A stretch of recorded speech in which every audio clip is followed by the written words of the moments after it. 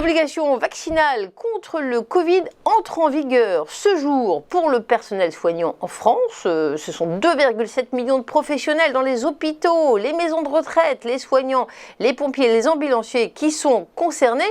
Et pour eux, ça pourrait se traduire par la suspension immédiate du contrat de travail sans rémunération, à moins d'utiliser des jours de congé pour retarder l'échéance.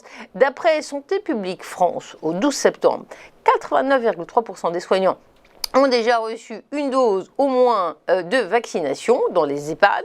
D'après le CINERPA, qui représente les EHPAD privés, on peut donc s'attendre à environ 3000 contrats de travail suspendus dans les prochains jours. À suivre.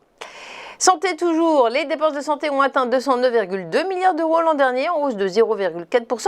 C'est la plus faible progression jamais observée, à cause des effets très contrastés du Covid, selon l'adresse. En effet, c'est du jamais vu, en tout cas pas depuis 1950, première année des comptes de santé. Malgré les milliards déversés pour endiguer l'épidémie, la France a dépensé à peine plus pour se soigner l'an dernier qu'en 2019. Ça paraît un paradoxe lié au coup d'arrêt brutal du premier confinement. Il faut dire qu'avec les masques, les gens se sont bien protégés et il y a eu beaucoup moins de maladies.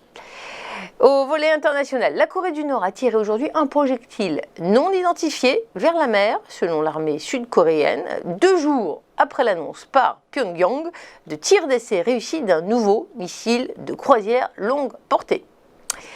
On quitte cette actualité internationale pour revenir au sommaire de notre actualité économique. Restez avec nous.